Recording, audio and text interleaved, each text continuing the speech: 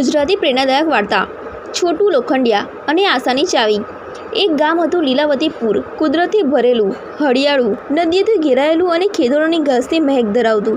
અહીંના લોકો ખૂબ જ મહેનતી અને સચોટ હતા, પણ ગામની અંદર એક વિસ્તાર એવો હતો જે મોટે ભાગે ભૂલાઈ ગયો હતો, નાનું વસાહત, જેને લોકો છાયાપોળ કહીને ઓળખતા। અહીં શ્રમજીવી લોકો રહેતા, લોખંડ કામ કરતા, વેલ્ડિંગ, મરામત તેમજ પથ્થર અને લાકડાનું કામ કરતા। ત્યાં રહેતો એક છોકરો હતો, નામ હતું છોટું।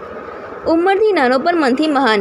પિતા છોટુને નાની ઉંમરે છોડી ગયા હતા। માતા ચોળા ઉકાળીને ગામની મહિલાઓના ઘરમાં કામ કરતી। છોટું રોજ સવારે ઉઠીને તેની માતાને ચા બનાવવામાં મદદ કરતો અને પછી ગામના મોટર મકાનમાં કામમાં મદદ કરવા જતો। લોખંડિયાનો પુત્ર હોવા છતાં છોટુએ નક્કી કર્યું કે પોતાનું ભવિષ્ય તૈયાર કરશે, માત્ર હથોડાથી નહીં પણ ખડપતથી પણ। છોટું ગામની શાળામાં જતો, તેના અંગમાં ધૂળ લાગેલી હતી, કપડાં જરા જૂના હતા પણ આંખોમાં ચમક હતી। શિક્ષકશ્રીએ તેને યાદ રાખ્યો હતો, શાબાશી આપનાર વિદ્યાર્થી જે દરરોજ કંઈક નવું પૂછે। એક દિવસ છુટ્ટામાં છોટું તેની શિક્ષિકા પાસે ગયો અને પૂછ્યું, મેમ, લોકો કેમ અમને છાયાપોળાવાળા કહે છે? મેમ જરા વિચારમાં પડી ગઈ, પછી ધીરેથી બોલી, કારણ કે તમારું કામ દિવાળી પાછળનું હોય છે, પણ યાદ રાખજે, દરેક દીવો છાયામાંથી જુગે છે। આ વાત છોટુના દિલમાં ઘસી ગઈ। તેના જીવનનું મંત્ર બની ગયું, છાયામાંથી પણ પ્રકાશ મળે છે। છોટું રોજ વેલ્ડિંગ શીખતો હતો। એક દિવસે ગામના એક મોટાભાઈ ભીમ કાકા, જે લોખંડના પાઇપનું કામ કરતા, તેમના સાથે કામ કરતો હતો। તેમને એક દરવાજો બનાવવાનો ઓર્ડર મળ્યો, ખાસ કિલ્લા માટે, જ્યાં જૂનો ભંડાર હતો અને તેનું તાળું તૂટી ગયું હતું, પણ દરવાજો સાંકળથી બંધ હતો।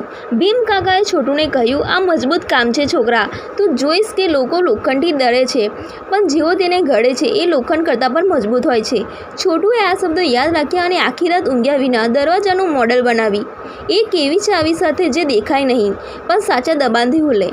શાળાના અંતિમ વર્ષમાં રાજ્ય સ્તરના વિજ્ઞાન પ્રોજેક્ટ માટે એક સ્પર્ધા આવી। છોટુએ નિર્ણય કર્યો કે તે સેફ લોકિંગ ડોર બનાવશે, એવું દરવાજું કે જે લોખંડનું હોય, મજબૂત હોય, પણ માણસની સમજશક્તિથી ખુલે। પહેલી વખત છોટુએ ગામની બહાર નીકળવાની તૈયારી કરી। તેને શરમ આવતી હતી કે તે શહેરમાં નવું કંઈક લાવે છે, લોકો મજાક ઉડાવતા। લોખંડિયાનો છોકરો શું ઇજનેરી શીખવશે, પણ છોટુની માતાની આંખોમાં ગર્વ હતો। તે કહેતી, મારો છોકરો તો લોખંડ ઘડે છે, પણ તેના સપના સોનું છે।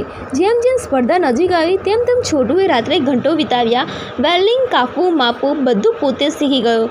જ્યારે તેને પોતાનું પ્રોજેક્ટ શરૂ કર્યું ત્યાં તો જજ આશ્ચર્યમાં પડી ગયા।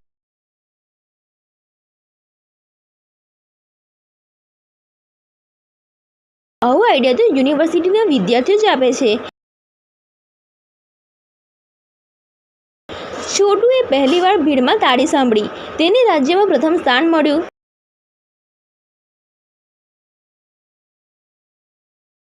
છોટુએ એ ઇનામથી શહેરમાં ઇજનેરી અભ્યાસ શરૂ કર્યો। 4 વર્ષ બાદ ગામમાં પાછો આવ્યો।